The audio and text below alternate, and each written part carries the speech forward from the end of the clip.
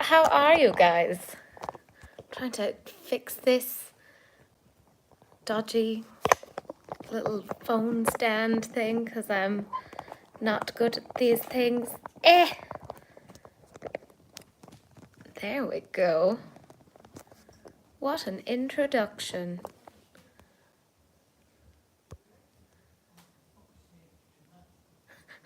I can just hear my dad in the background being like, oh, for fuck's sake. Introduction. I'm good. It's a bank holiday weekend here.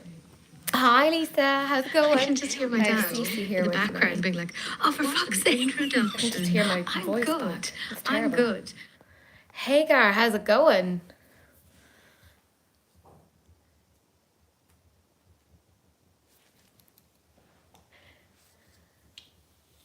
How's everyone doing?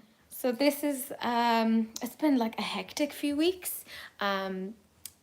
So I got married, weird to say, last Friday. So not the Friday just gone, but like essentially 9 days ago. And Sahil's family have been here since, and I'm currently in Mayo. We went to Mayo to hang out with my parents for a while, and I'm just staying in Mayo for like 2 days, 2 extra days, just because I have like some time off. Well, not time off, but I'm like working from home.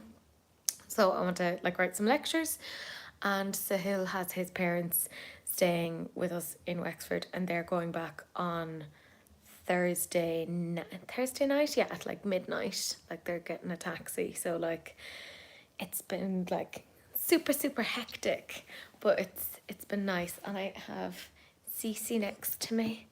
Let's see, look at her being so sweet. This is why I come back to Mayo. Yeah, do you want to say hello? Big sleepyhead, so sweet. Hi. How's everyone doing? Let's see.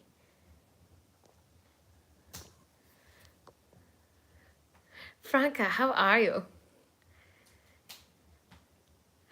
Sylvia! Oh, I'm so jealous of you guys being in the UK. If I hadn't just gotten married, I'd be over there. But you know, with in-laws, etc., I was like, oh, I'll have to stay around here. Yeah, she's so sweet. And there's Sargi over in the corner. Let's see.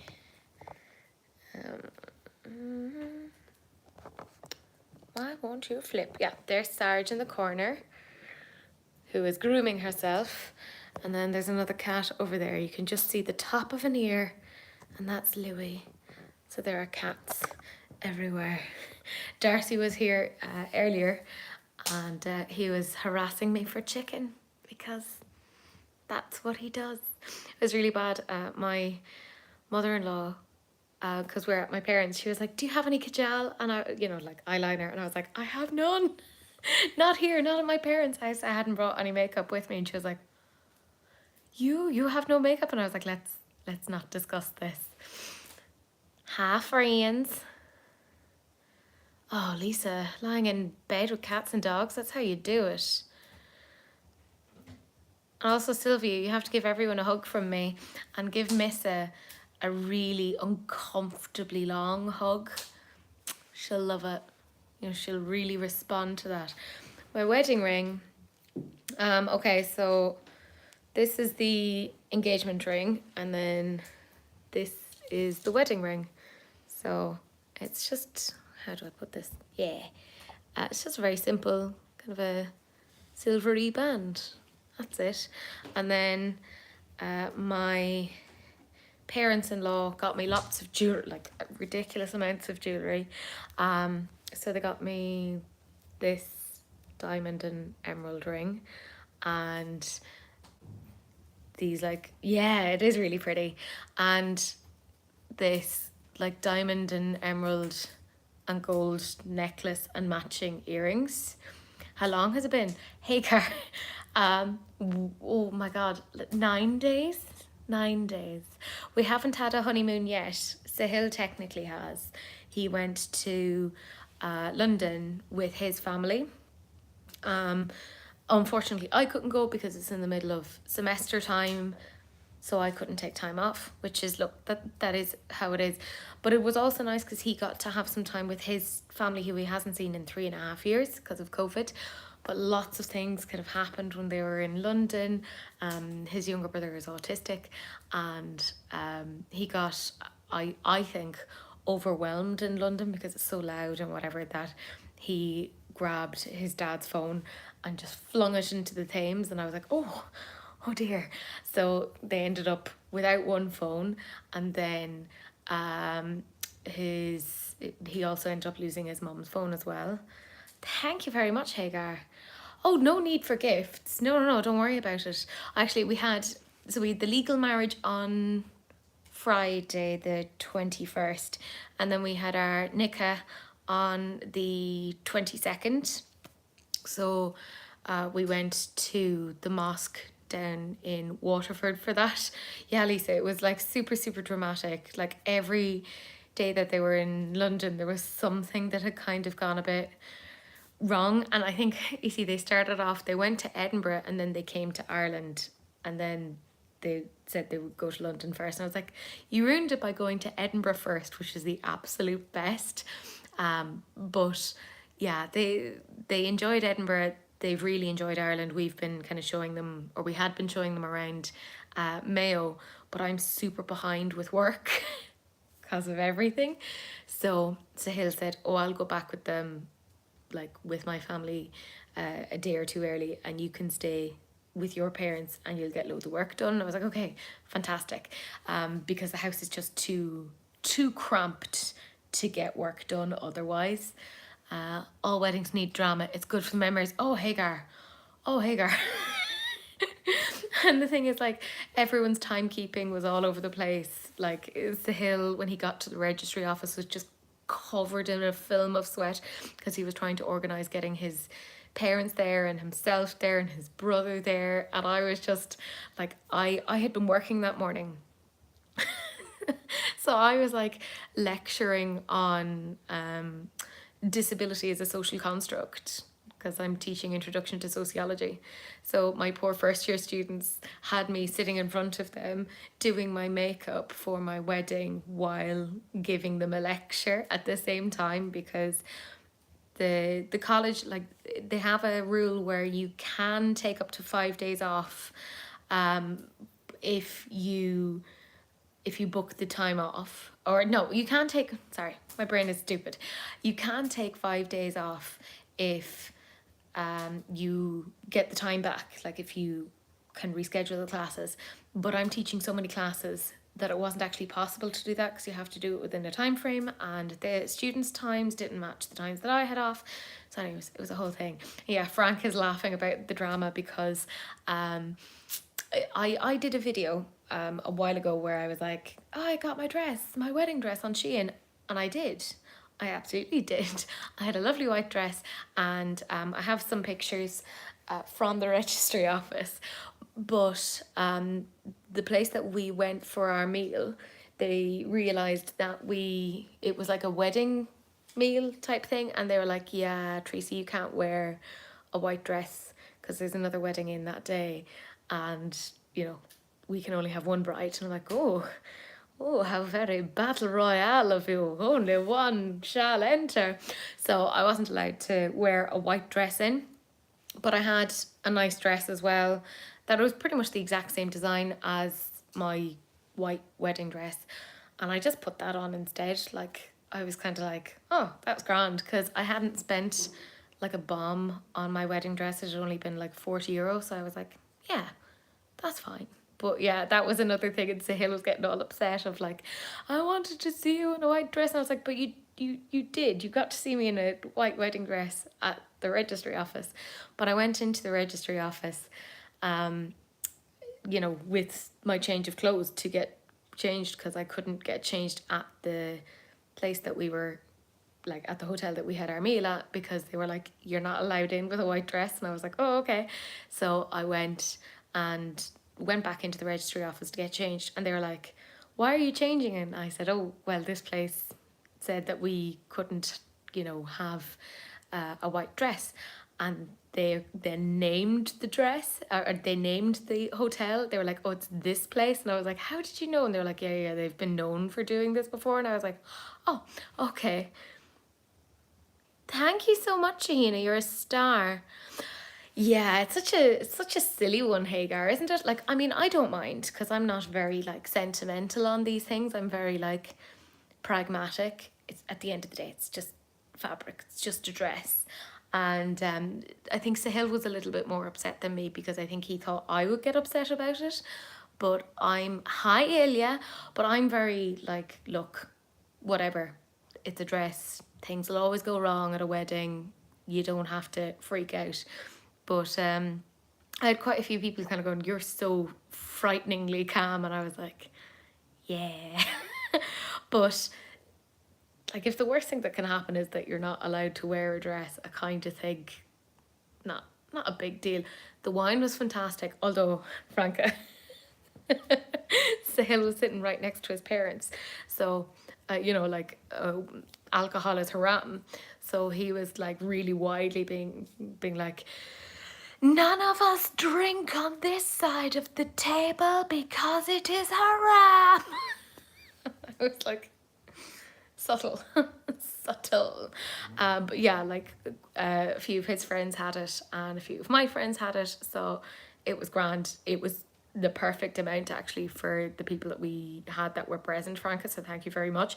And Franca sent on beautiful flowers that ended up being the centerpiece of the table that we had in the room that we had booked, and they were just beautiful. They were like orange and just really autumnal, and we ended up obviously bringing those home, so they've been on our kitchen table for the last while, and I've been very much enjoying them. Sounds so egotistical, like having the other brides wear white will take away. Yeah, Hagar, like I thought it was quite interesting because if it was me and I found that there was another bride at a hotel that I was having my wedding at, I'd probably get really excited and be like, we have to do like a picture together to remember this, that we both got married in the same day and we're both here in our dresses. Like, but I will say I used to do weddings back in the day. I used to play at weddings, and the thing is, you do find that there are some people who get very like, it's my day, and like if you're so focused on one day rather than a marriage, I'm kind of like, oh, okay. But like statistically something's going to go not quite right. And I was like, look, it's a 40 € dress that I don't get to wear. I'm not going to like cry over it. And I got to wear a nice green dress instead, and I love green. And then when we had the mosque the next day, then that was like super chilled. And it was so upsetting, well, not upsetting, but like so his parents had like brought me over a sari, and unfortunately they must have gotten the measurements wrong or something, because when I went to put on the blouse just like went to like here. So there was all of this. I was like, I don't think any amount of alteration is gonna make this work. But it was beautiful. It had like a teal blue into green with like loads of like gems and stuff on it, and it is just like, I take it out every so often and I'm like, I need to figure out what I can do with this, like how I can wear this. But we will be going over to India as well at some point, and his mum and dad are like, oh yeah, we will get you into a sari. And I'm like, okay, that's grand, as long as nobody like accuses me of cultural appropriation or whatever. But it was nice. It was a very chilled out day because we only had, I think it was 15 or 16 of us were there, so it was just really chilled. And because we had like this little private room, it meant that it was a really relaxed environment, and his younger brother was then able to just kind of get up, walk around, do his own thing. So it was really nice. We usually have any colour for an Asian wedding. You can buy ready-made blouses online. Oh, thank you, Sheena. That would be fantastic, because what they have given me, it's like, I mean, it's so beautiful. It's so pretty. So I'd love to be able to wear it. Now, I have no idea how to wear a sari because the blouse itself didn't fit me. I kind of couldn't do the rest of it. But, and of course, Sahil is like, I don't know how to put on saris. I don't know. But it was really nice. And we've just had like a nice time just hanging out with family. And initially, obviously, there's like slight language barriers because his family are Indian, but his mum has excellent English, and his dad, like even over the last couple of days, has like we can like exchange jokes and stuff now. So it's just been really nice. Like they were staying here with my parents, and we've just had like barrels of tea, so many snacks, like we've all kind of been cooking bits and pieces or going places, and like Sahil brought them to Achill to see Keem Beach and just all these like little bits and pieces. So it's just been really nice, like chilled out sort of family time. And Sahil then is going back to work on Tuesday, and I'm like on a reading week. We all got on really well, really well. Usually the blouses are only 1 yard long, so it's not enough for our sizes. Yeah, like it really, like there, when I tried to close it, because the fastening is at the front, it was like here. I was like, there's no amount, because Sahil was like, oh, maybe you could alter it, and I was like, I don't think there's going to be any altering. You need to get ready to get off the train. I'll tune in later. I may be still on, Franca. Who knows? And if not, I love you. Kissy, kissy, kissy. But yeah, no amount of alteration is going to get that blouse to fit, but I need to figure out something to do with it, because it's just too pretty to like, you know, leave it there. And they brought over like all these, and I mean, beautiful Indian sweets and food. Like their sweets are so different to what we would have. Like they're not sweet, they're not like sugary. There's like a little element of savouriness to them. So they're mine and nobody else can have them. But yeah, we've just been doing like loads of cooking, and it feels like we're all constantly eating or going somewhere or doing something. Thank you, Nora. Yeah, it's been nice. It's been really chilled out. But then it's been weird because everyone thought it was like, I didn't see a lot of photo of, well, Ilya, I'm still waiting on a couple of photos, because we didn't get a photographer because we were like, look, it's so low key, it's so chilled. But my one of my best friends, Maeve, was at the wedding, and she took quite a few photos, and she's been super busy with work, and she said she'll send them on when she gets a chance.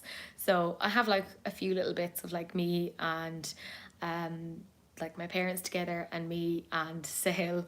But yeah, I'm sure I'll be getting a few more soon. But it was nice. It was really like chilled out, really low key. And like I said, we will be doing like the big Indian wedding again at another time, but we got to do our own sort of chilled out thing for the moment, and I enjoyed that. Can't see or hear you, but wanted to say a huge congrats. Ah, thank you, Jane. You're a doll. You can put in extra side panels. Oh, that might be an idea, Shahina. Now, I wouldn't be talented enough to do that, but I'm sure I could find somebody to like do that. Or, and this was another thing that I was thinking, that we're going to be going over to India probably sometime in the summer when I have time off, and I'll probably bring those with me and just see, because like, obviously they made them all over there. They're like so beautiful and so ornate, and I might just see if they can like do stuff around those. Congratulations. Oh, thank you, my love. You're so sweet. Thank you, Shahina. Okay, can't wait to see them. I didn't have a photographer either. I had a €250 dress, not a big party. Well, that's it, Ilya. Like, you don't need to spend a bomb. Like, I was kind of saying, and it's fine if you do, if that's what you want to do, that's your preference. That's totally fine. But my rationale is everything is so expensive right now. And yeah, we could have a big wedding, or we could have a marriage in a house. And that's our next step now, because Sahil will be on the current visa that he's on, he couldn't buy a house. But now that we're married, he'll have a different visa, so then he can buy a house. So our next thing now will be to buy a house together. So I kind of said, look, you know, we could spend our savings on having one big wedding, which, by the way, the bigger it goes, the more likely it is that things are going to go wrong.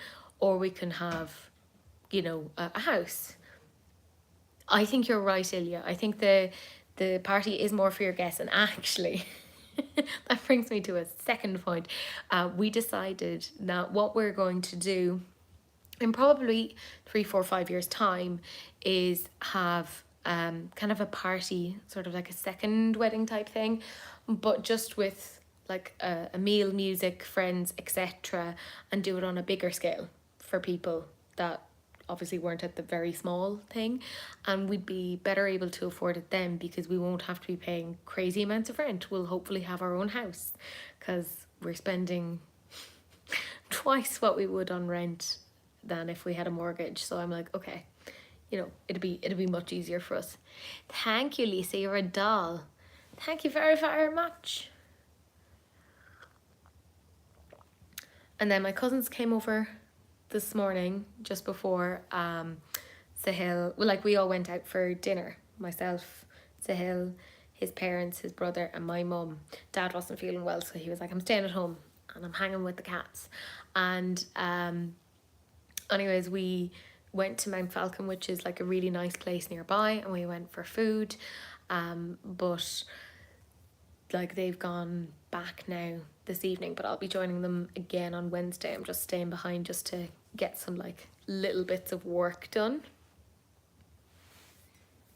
So Sahil is currently driving all the way back to Wexford, so bless him, he's like a car filled with people and many, many snacks. But I suspect that his parents really enjoyed it here, and I think that they will, from what I understand, definitely be coming back again. So that's nice. And they got on really well with my family, and we all just really got on well together. They were very excited about the fact that our sitting room has a fire, because they're like, oh yay, fire. But they really liked Ireland, and they have basically said, yeah, we'll be back again. So that'll be nice. But yeah, my cousins were over in the morning, so they got to meet Sahil's parents and brother as well. So kind of, even though they've only been over for like a short period of time, they've already got to meet quite a few kind of important family members, and had like a decent chat with them, like not just a hello, how are you, goodbye. So that's, like, for me, that's quite nice anyways. Ooh. The two Lisas. But yeah, I know I haven't been on here recently because it's been a bit hectic. I've like crazy amounts of things happening, because obviously we had the wedding, and I'm working 2 jobs because I'm an idiot, and basically my hours with lecturing are pretty intense at the moment. I love it, don't get me wrong, and I'm not going to complain. I do love my job.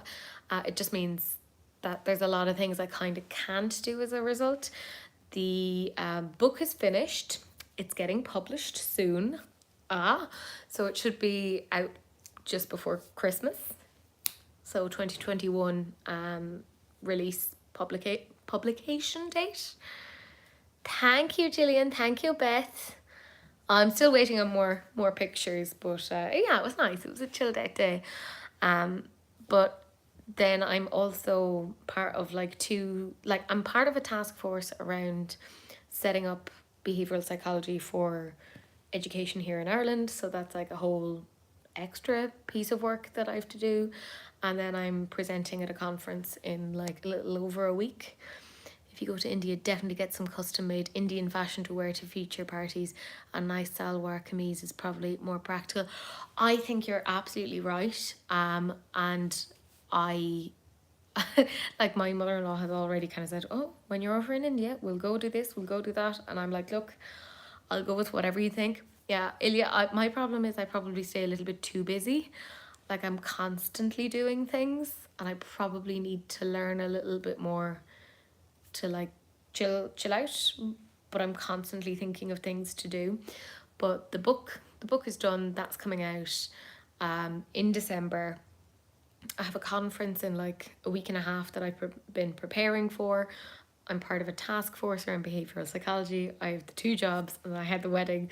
So I've kind of, that's why I've had to like cut back a little bit on YouTube and just do the releases and rants, because I was like, I literally, I have no time for anything else. But I'm hoping that I can start to get back to at least 2 videos a week, maybe come like the new year. Fingers crossed.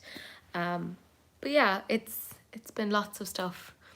Where will we be able to purchase the book? This is where I say things like, at any good retailers.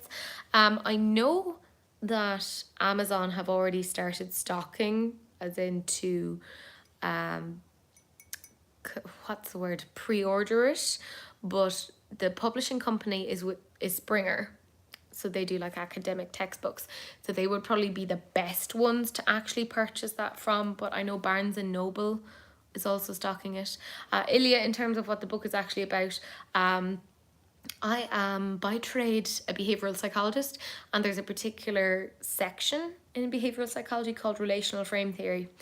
And I've written a book about that to explain it and kind of say, this is what it is, this is how you'd use it, but in really simplistic terms. So it's called Relational Frame Theory Made Easy. And yeah, it's like a big book, but lots of examples and kind of like, hey, if you're a behavioral psychologist or an educational psychologist, etc., and you want to teach these kind of skills, how would you do it with minimal resources? Because I'm just thinking of practitioners like me. When I used to practice, I still do practice, but for people who are just practitioners and they don't have massive amounts of resources at their disposal, I was like, right, I'm going to have to come up with how to do this with very, very little things. My stepson has himself been a case study in behavioural physiology papers and books. How cool is that? Kind of love that.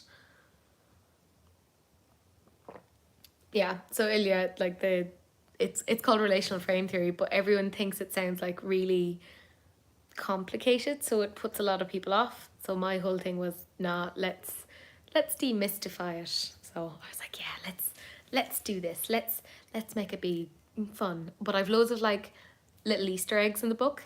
I like to do that with some of my papers, that unless you're looking for it, there's like little mentions of people, or like little nods. So for instance, I think I have a phrase somewhere early on in like chapter 2 where I'm saying something about colourful like a parakeet, which is a reference to, of course, Elena, like it had to be.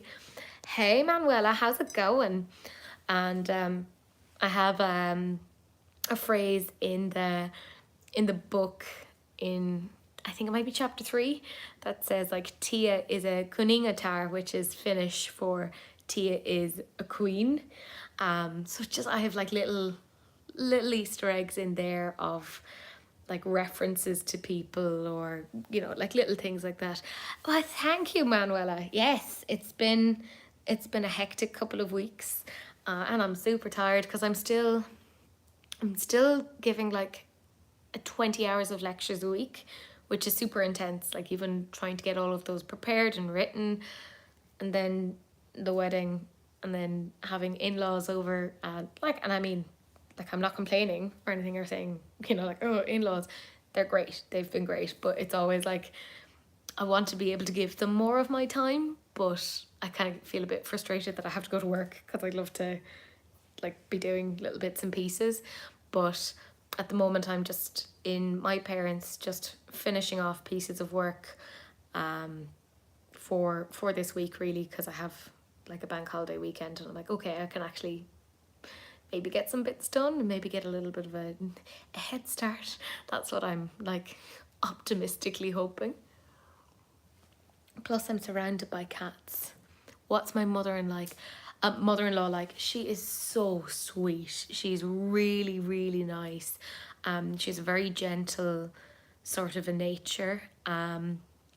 Like when we were in the mosque, and like the whole thing around Islam is like, you know, you don't force anyone to be in the religion, and they were then kind of saying like, oh, and is Teresa going to be a housewife? And she was like, no, she is not. She is a professor and she's a lecturer and she studied for many years. She will not be a housewife. So like, she's super progressive, and she just has a very nice kind of a gentle demeanor about her. Like I feel quite chilled when I'm with her. And then my father-in-law, he's so cute. Like he's like, initially his English, I think he struggled to understand what I was saying, and I have very little Hindi, and any of the Hindi I have is not stuff that should be repeated, bar pani and aloo, which is water and potatoes. But that does not a conversation make.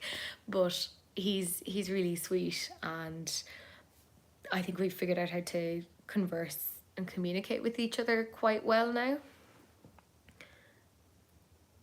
So could a normal mortal like me read it? Well, Ilya, frankly, if you can't read it, it means I've written it badly. I've tried to read it or tried to write it in such a way that if you don't have any background, I've kind of scaffolded it so that each chapter builds with knowledge and information, and I have a TLDR cheat sheet at the end of each chapter, which is too long, didn't read, which will give you definitions of each thing and like examples. Gillian then says, my brother's wife is Indian and her mum is like another mum to me. Love her loads, especially her cooking. Yeah. His mum isn't like really into cooking, because they wouldn't really cook for themselves, but like she's really so sweet and just very, very kind. I mean, read and understand it. Ilya, I would hope. And again, if not, it just means I've written it badly. Communion, it's a funny thing when you not share one language. Yes. Massively, Manuela. Like, because I forget, because Sahil has such excellent English to the point that he now gets mistaken for being Irish because his accent is so strongly Irish now. I kind of forget. His mum has excellent English and his dad has quite good English, and I've noticed even over the last couple of days his English has gotten so good. Like he's picking up on some of the things. Now I've tried to make sure that I'm speaking a little bit more slowly, and like trying, like I'm even doing it now where I'll kind of stop so that somebody can process what it is that I'm saying before I can continue. But they're doing so well. Like they've come such a distance, and there's lots to process, like being in a completely different country, completely different culture.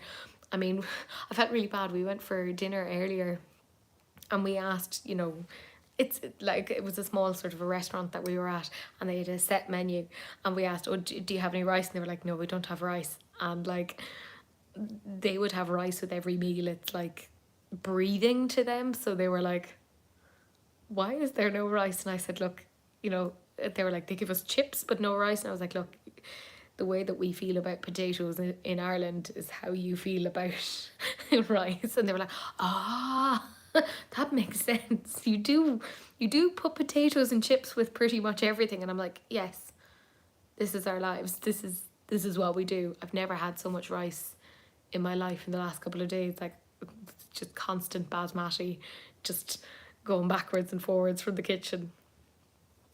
But yeah, no, it's really nice. Like, we all get on really well. And his younger brother, oh my God, I just want to snuggle him. And I can't snuggle him because he's like 13 years old. and he's super tall.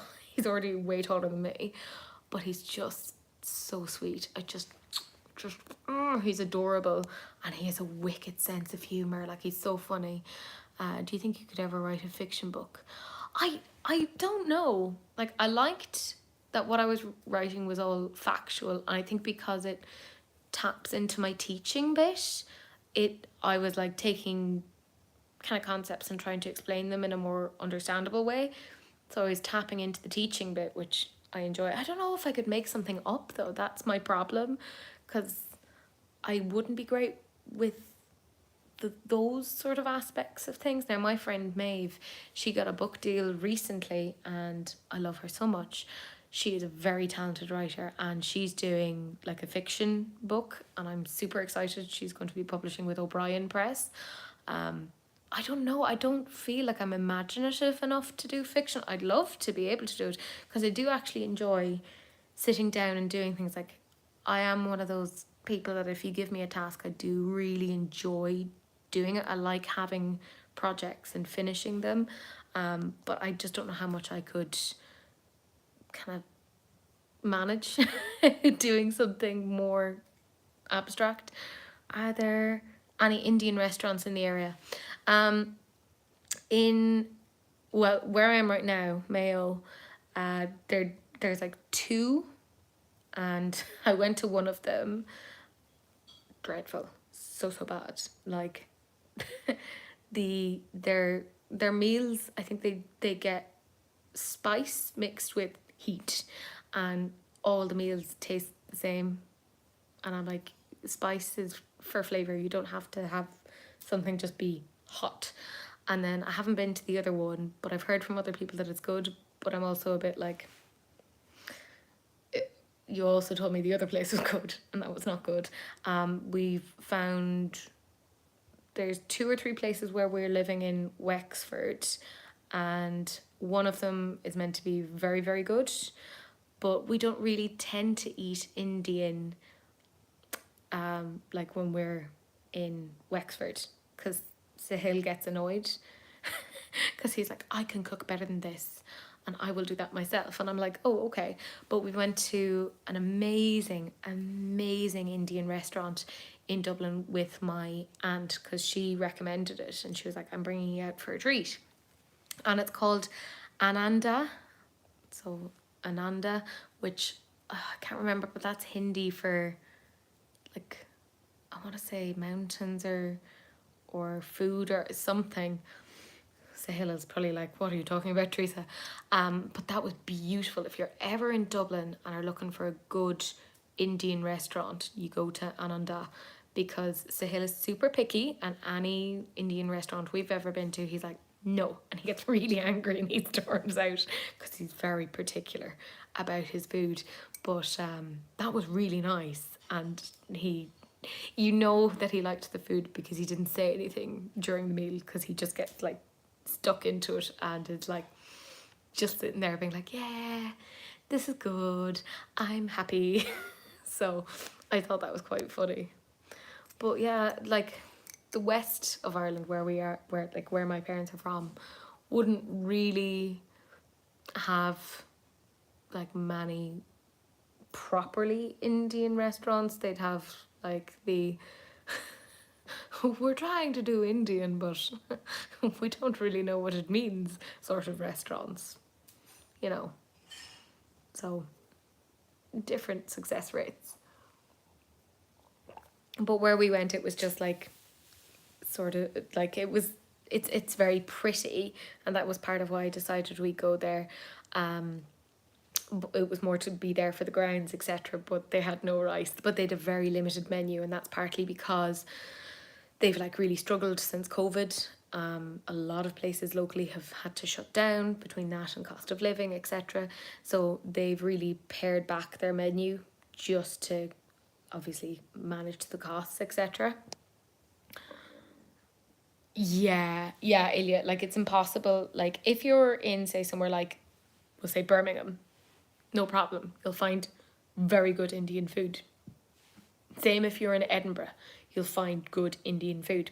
But if you're in a small place, no, you're not going to find anything that's actually authentic, and it just feels a bit like a.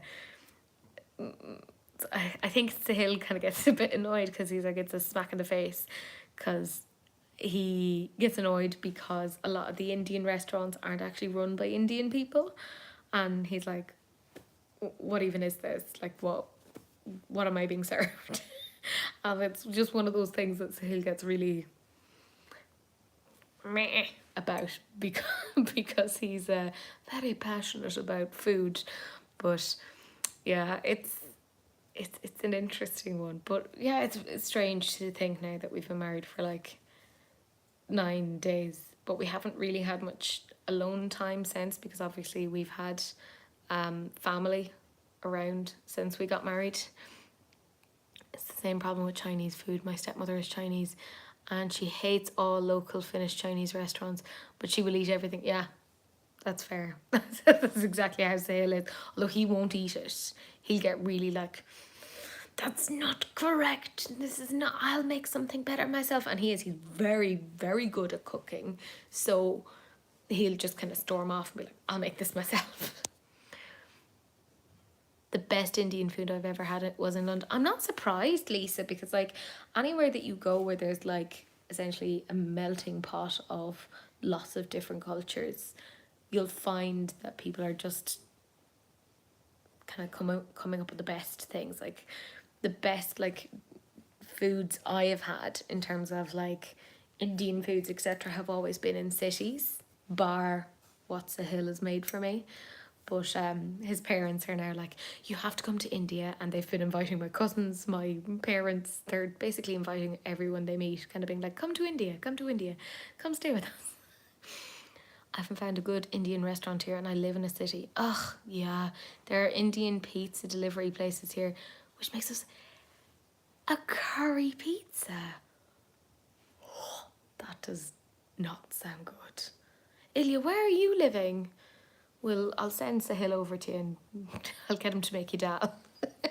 Like, bring your pressure cooker with you, Sahil. You gotta make Ilya a dal, please.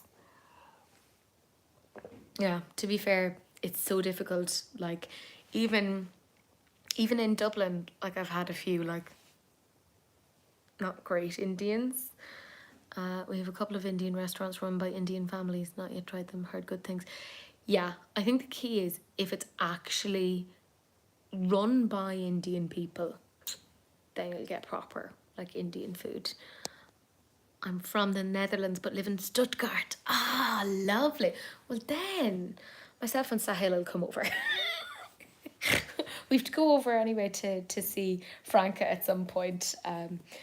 Although she's in like Mannheim. I'm trying to figure out where Mannheim is in terms of Stuttgart.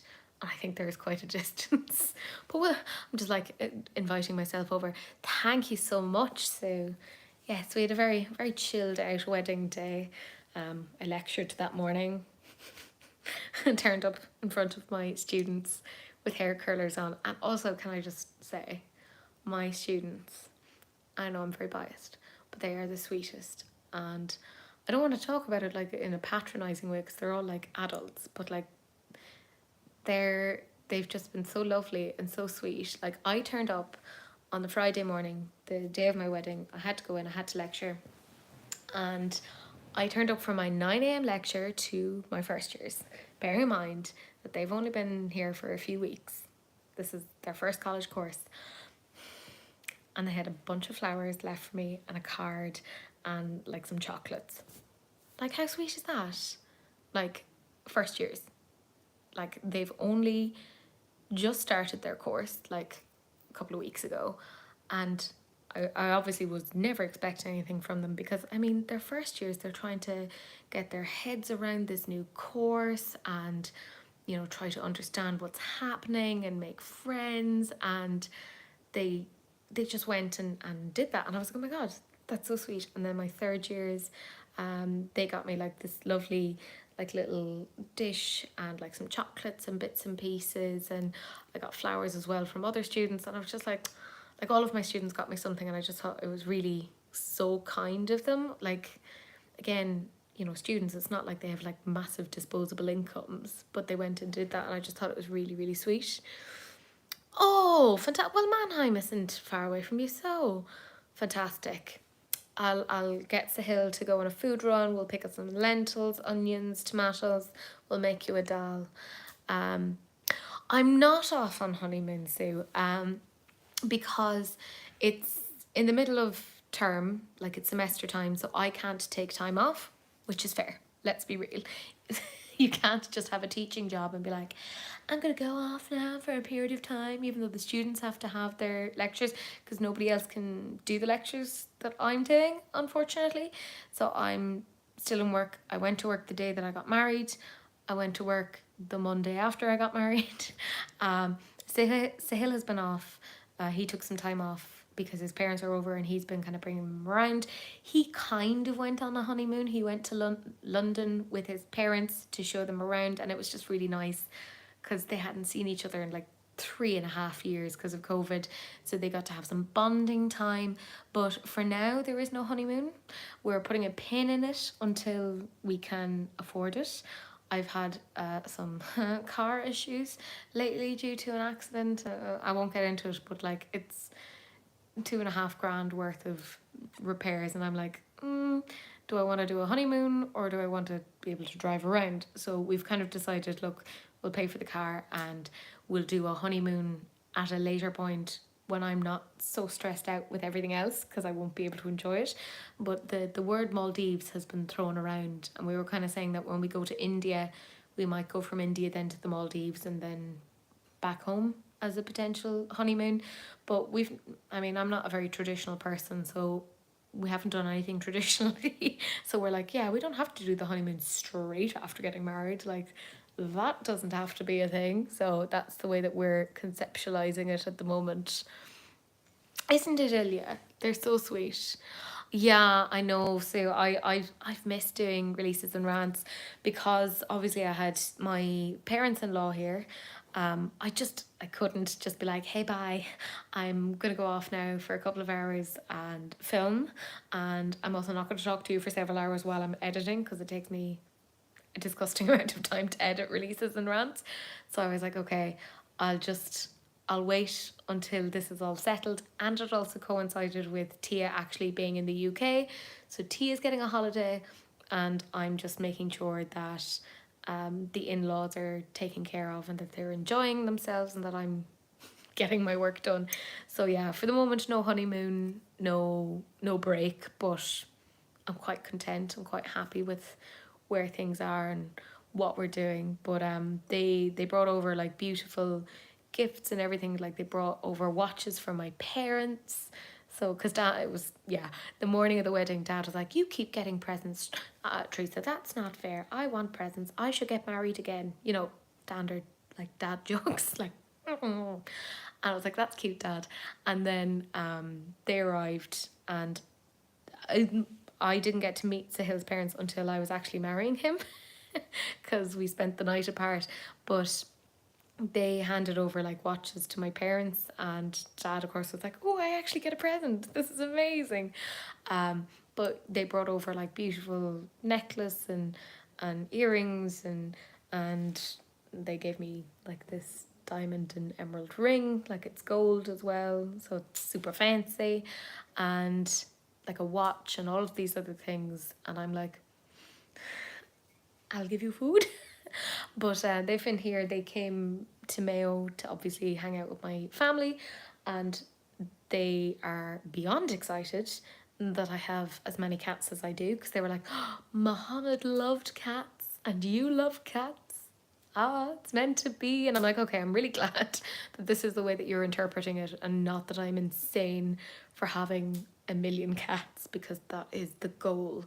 I've missed you too, Lisa. I've been so bad and like not as present as I would like to be, because I've been very naughty and I've definitely taken on way too many things, and I need to learn to say no to things as I go forward. Oh, thank you, Lisa. Yeah, I always miss doing releases and rants. Like oh, okay, let's have the rant about the Natasha Denona palette. What the fuck?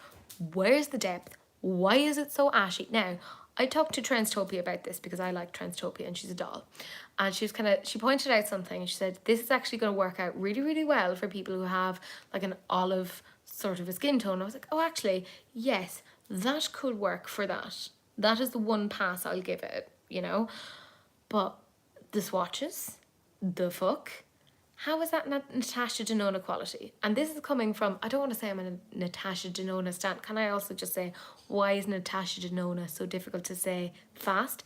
Natasha Denona. You can't say it fast. It's very difficult. I'm not a Natasha Denona stan, but I enjoy a lot of her makeup, like a lot. A frightening amount of her makeup. To the point that I've even bought some of her more neutral palettes. I know. Shock, horror, surprise. But I'm looking at that kind of going, what is this?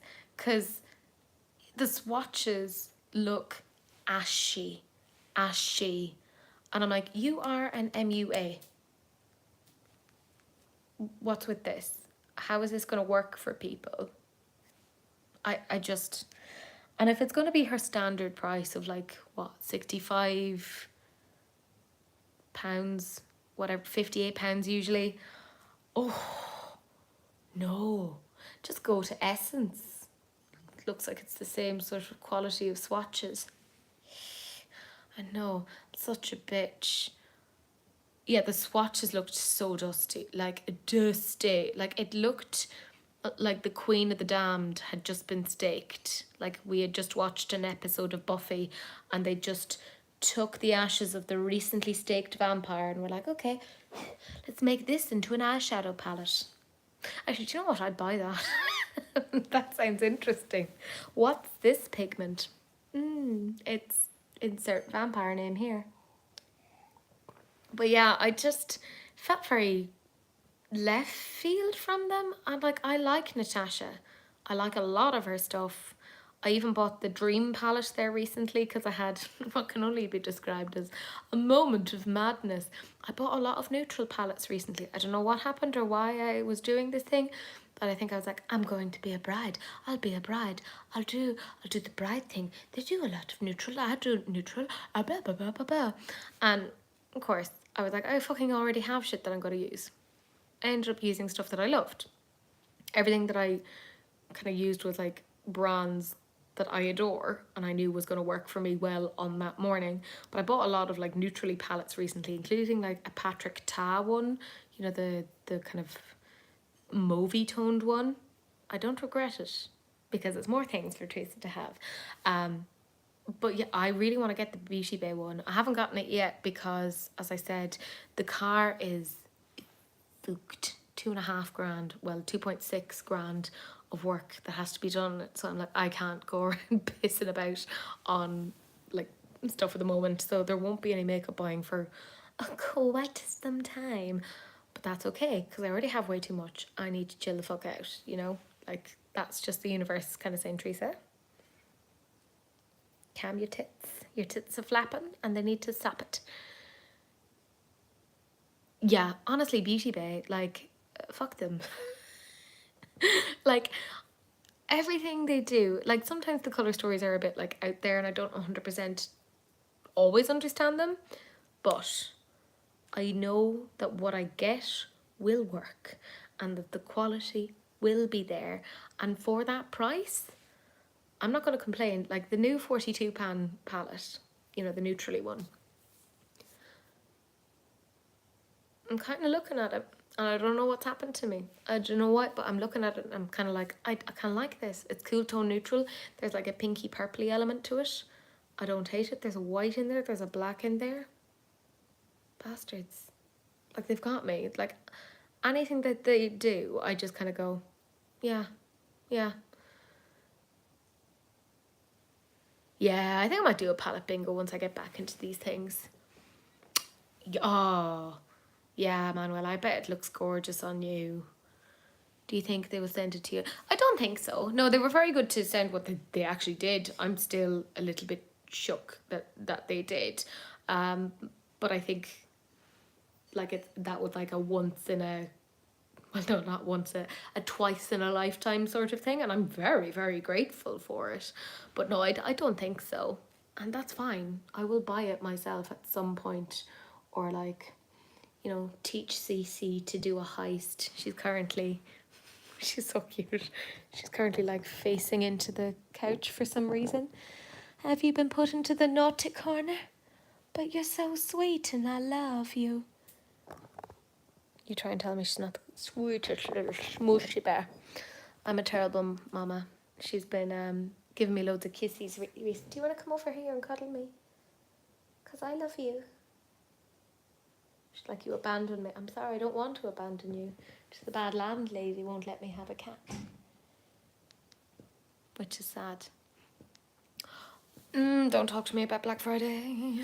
Don't talk to me about that. Because, like, in my brain, I want to get stuff, but also with all of these things with the car. And then Sahila's like, we are going to buy a house. And I'm like, yes, we will buy a house. That is going to happen. That will happen. That will happen. Because the only thing that's, like, helping me save money is, like, I want to be with my cats again.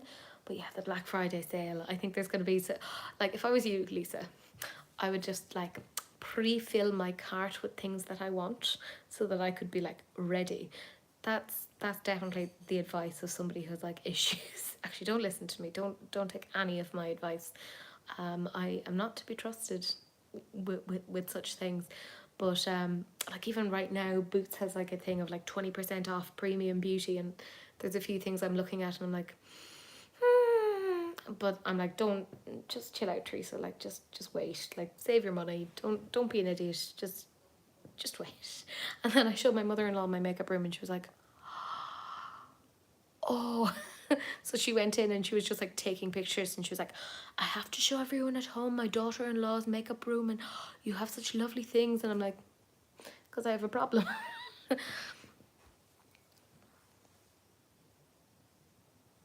Yeah, okay, Lisa, you're with me. Rebecca, oh God, don't buy a house. I just did it and it's costing me a fortune getting various dodgy DIY jobs fixed.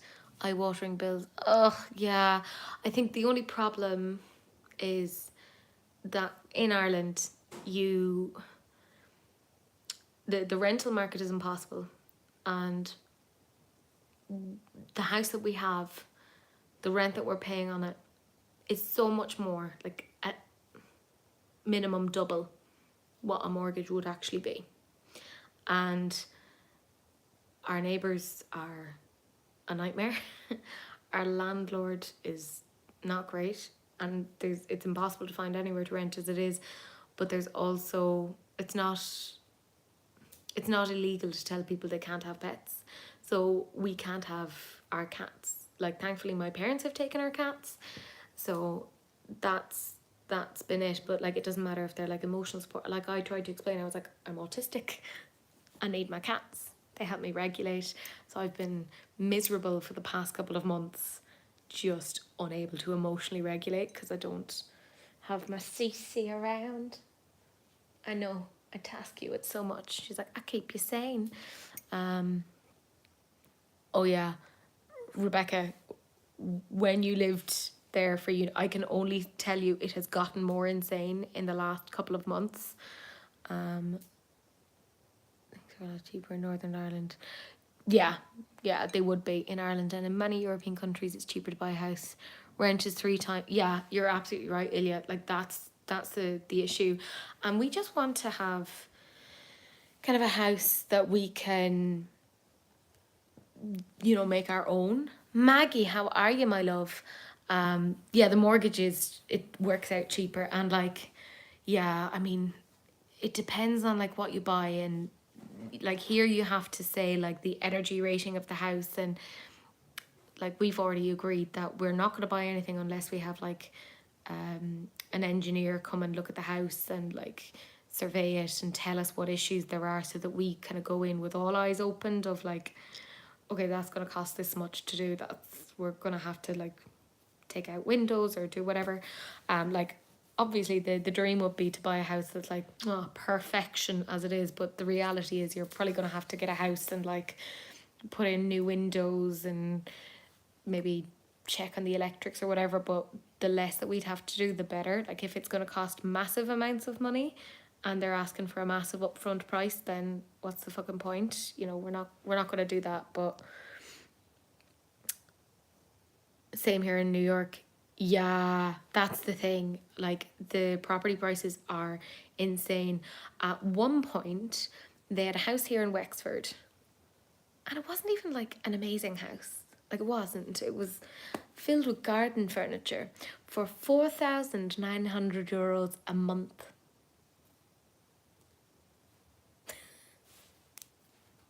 Like, what? Like, what? How? How?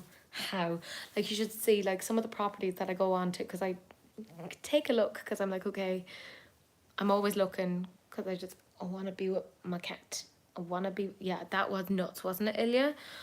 And that was just one of a few, because there were quite a few. There was another place that was like 3,500 a month, and it like had an energy rating of F1, which basically means you'd be pissing your money out the window. Like, you'd never be able to keep it warm. And I was like, and no thank you, and no thank you. Like, you don't see all those upfront costs. So I'm like, no, get a survey. Yeah, see, that's the thing, Rebecca. Like, every house does have its issues, but it's like you have to figure out what are the issues that you're willing to like work on. My cousin, she was going to buy this particular house, and we kind of talked to her, and we were like, it was in a good area of town, and it looked beautiful, and it was in a nice place, and it you know, everything kind of was adding up, and we kind of said, look, you know, get the surveyor. And Jesus, sure, didn't the surveyor find that like the roof was basically going to cave in, and there was like all of these things that made it close to uninhabitable? And she was like, yeah, I'm not fucking buying this. So they withdrew their offer. Like, it costs to do those things, which is a pity. But yeah, we've kind of said that's going to be the natural thing of definitely doing that. And we have like certain things that are like non-negotiables, that we're okay with working on certain things, but then other things like not so much. And we know that obviously as we go along, it'll be like, oh, we have to get new appliances, we'll have to get this, we'll have to get that. But honestly, it'd just be nice to have our own place and not be constantly worried that, you know, you're going to get chucked out for this or for that. Because our landlord was basically saying at one point that she'd like chuck us out. So it's a whole thing that we're like, you just don't feel settled, and that's really, really annoying. One bedroom in Manhattan, $5,000. What? How big is the bedroom? That's nuts. Like, that's, and like, I think too, this time last year, and I still miss my house that I had in Carlow. €1,300. I had a big back garden, nice front garden. I had 4 bedrooms, and it was beautiful. Like, all the girls were over, I had loads of room, and now I'm paying the exact same price for a semi-detached house, and I can hear everything next door, and they're constantly arguing, and there's constantly like a poor husky that's like howling, and it's tiny. I mean, it's tiny. There's no space like at all. Like, I couldn't really have guests. Like, it's been a bit of an issue. Um,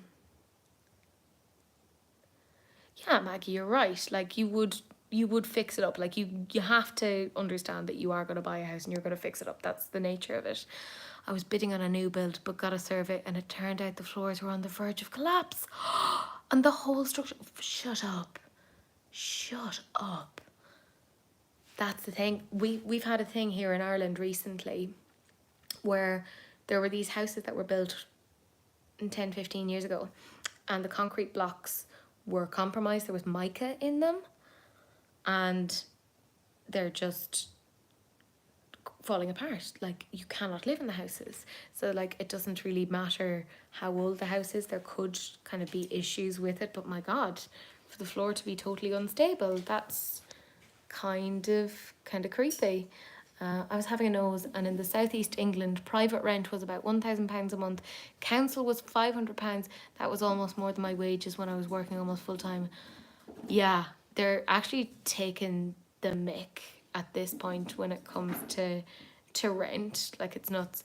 Yeah, Rebecca, it's not just like in Donegal, like it's all down the west coast as well. Because I know there's some mica houses like in Mayo as well, so it's a huge issue. So yeah, you gotta get a surveyor, otherwise, you don't know what you're buying. It must be like so upsetting for people that they'll still have to pay their mortgage on this house that they can't live in. Like I can't even like fathom that. But yeah, that's on our next list. Well, I tell a lie. I tell a lie. Um, on Friday, Sahil and I are going to the guards, so the police, to be like, we got married, change his visa stamp, and then once we've done that, then we can see about applying for a mortgage. So yeah, this was about 2018, 2019. Yeah, they're like rental prices are increasing and people's wages aren't. It's bad. You see that landlords are essentially earning a living off of somebody's rent. Like they're not having to do a job. Like it shouldn't cost that much. I'm just like mad notion out there, but like, yeah. And I mean, there are some lovely landlords, and then there are just some kind of control freaks who are like, you can't do this and you can't do that, and blah blah blah blah blah. And you're like, okay, no joy, no life, no nothing. But look, our plan is next thing is house. I want a house, and I want not a big house, but like a house that I could have friends etc. over, because I've said to Sahil, I'm like, I want to be able to have like Tia, Missa, Daniela, Lucy etc. over, that we could have like weekends and weeks or whatever, that people come over, and he's like, yes, I am all for that. I want a house that is like a little bit of a hub that people can come to. And I've said I want it out in the countryside because I don't like being in a town or like a city, because I get a bit like overwhelmed with too much noise. So 2004, a 4-bedroom house. You did well, Daniela. Hi, lovely. As sad as it is, staying at home is a far better option, especially when you're single and want to live alone. Yeah, Beth, I hear you. It was never an option for me though, unfortunately, because the work that I'm in, there's only so many places I can work as a lecturer, and there's nothing where my parents are. So I've had to go and live by myself, which is why I have fuck all savings. Plus an issue in terms of, behavioural inhibition and executive function. So many issues.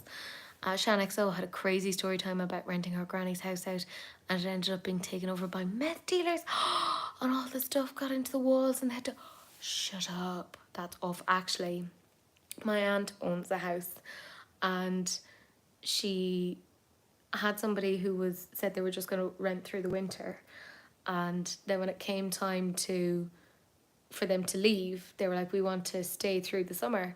And my aunt was like, well, I had like booked people, or people had booked, but okay, I'll like, you can stay. But this person decided that they'd just stop paying rent completely, and they're squatting in the house now. So she doesn't know what to do. She doesn't know how to get her out. Like there's all these like laws around it, like that you can't just turf people out, which I would agree with, but it leaves things in a very strange sort of a limbo-esque type place. Like I can understand it from like multiple perspectives. Yeah, I'd feel bad for her as well, and particularly like if it was like her grandmother's place, because you just think to yourself like, oh, there were all these memories, and now you've like fucking destroyed this house. Like I think in the most part, like you have to give tenants the benefit of the doubt, but there are always going to be a few people that take the mick. I think that's why like references etc. are good. But I'm gonna say something, and I think that landlords themselves should have references.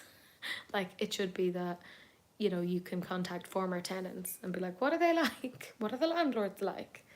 Are they going to be weird and pushy and turn up at random hours to do spot checks? That'd be handy to know. But it's always like back on the tenant. I think the older I'm getting, the more like socialist leaning I'm getting. I don't know. Maybe that's, even though the data says the older you get, the more conservative leaning you get. And I'm like, I'm not feeling that in my bones. Not for me, thank you. That went more political than I thought it would. But there you go.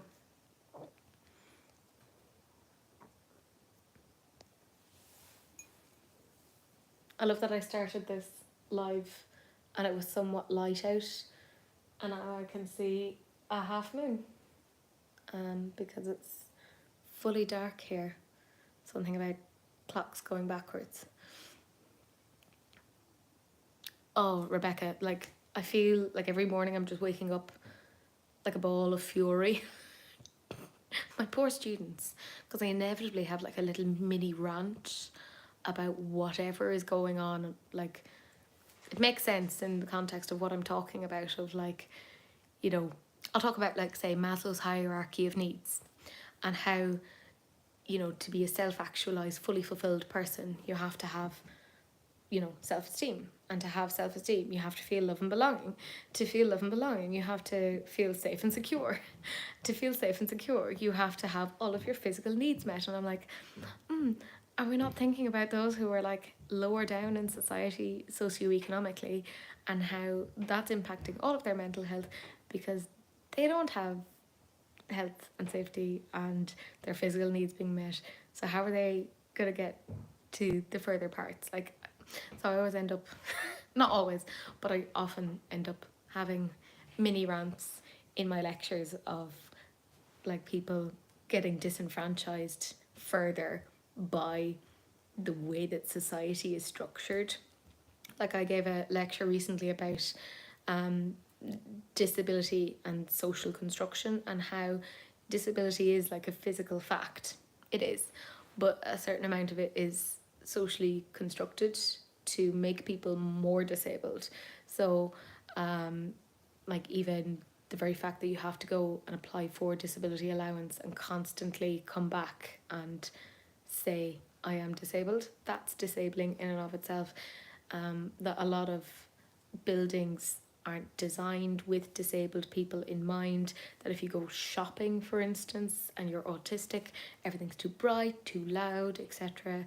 So like, so much of society is constructed in a way to screw over like marginalized groups.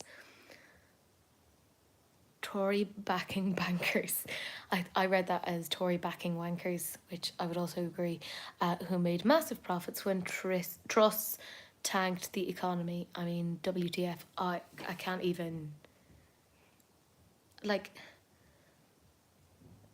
Truss's biggest legacy was that she somehow, inconceivably, made Boris look semi-competent.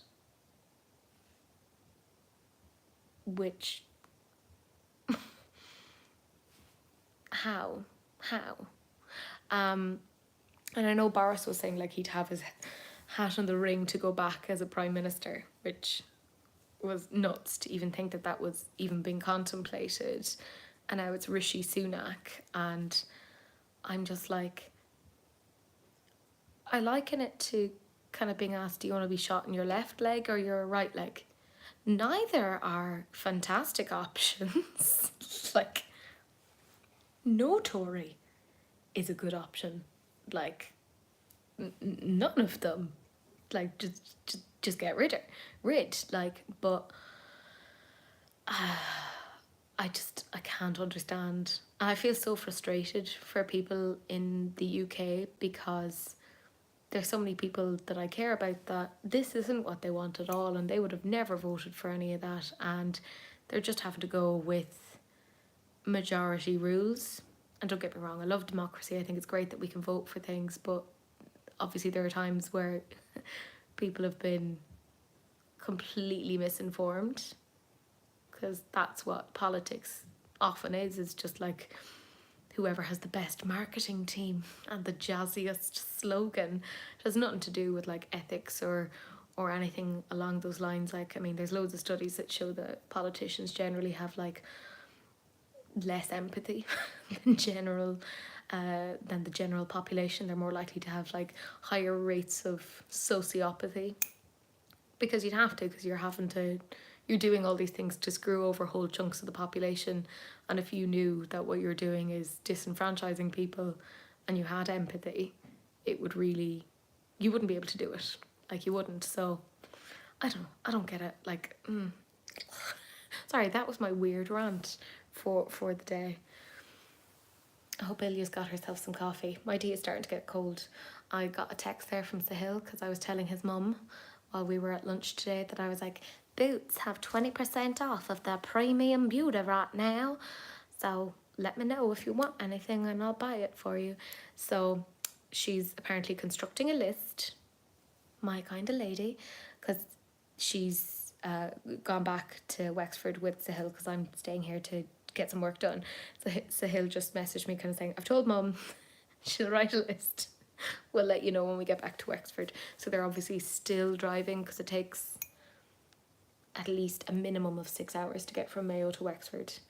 We did that on Friday, so he did half the driving and I did half the driving, which is so much easier, at least when somebody's splitting it with you, but he's having to do it all by himself because his parents aren't insured on his car. And he was like, they're not used to driving in Ireland. He's like, they're used to driving in India where there are no real driving laws and you can just do whatever you want. And I'm like, you cannot do that here. You cannot do that here.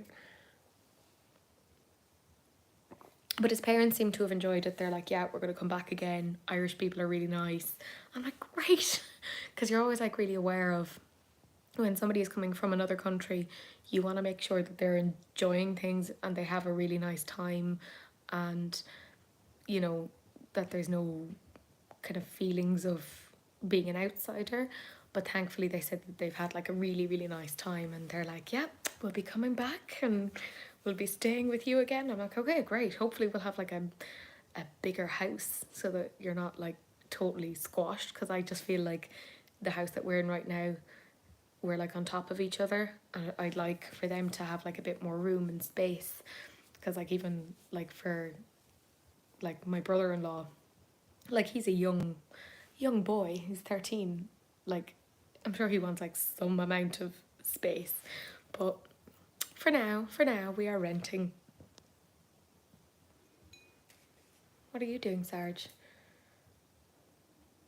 One of the cats has just wandered off into a corner and staring into the abyss. I love you, cat. I love you. Anyways, lads, I feel like that was a decent catch-up. You all know now what's happened. I haven't left YouTube. I'm still there in the dark, recessed corners of whatever's going on. And I will be back to doing releases and rants again. Because like obviously T is over in the UK, and when she's back we'll film again together. And I think what's annoying is I have like a few things that I have filmed and I just haven't had the chance to like edit them. So like probably over Christmas I'll like release some like old videos which I would say I've had a few rants on about pre-wedding stuff. Like I know I remember talking about it, so I'm like, I'll either have to edit that out or just be like, this is from the past. But yeah, it's like just like videos with like the Blend Bunny Primal palette, which beautiful, the P. Louise green, the big green palette. Still have to try the smaller green palette and orange palette of hers that I got. I liked the green one, it wasn't bad. I'm so confused with P. Louise, like sometimes it's really good and then sometimes I'm like, what have you done? What fresh hell is this? So I'll never fully understand her, is what I'm trying to say. But yeah, I mean, I think that's enough for today. You know that I am still alive, all is well. I'm drinking tea. And thank you for joining me for whatever the fuck this has been. A catch up and general stuff. Yes, yeah, lots, Lisa. So much stuff. And when I get pictures from my friend Maeve, You're fine, Louie. She's been very dramatic and like clawing at things. When I get pictures from my friend Maeve, I will start shoving them up on Instagram to be like, we did a wedding thing. Although I keep getting distracted. I kept getting distracted on the day, and if it hadn't been for Maeve kind of being like, pose for this, pose for that, there would have been nothing. because I'm very bad at like remembering these things. I will just go through whole things and take no photos. Very bad. Very, very bad. But yes, guys, thank you so much. I'm gonna fuck off now, and I will chat to you guys later. Love you. Mwah. Bye, guys.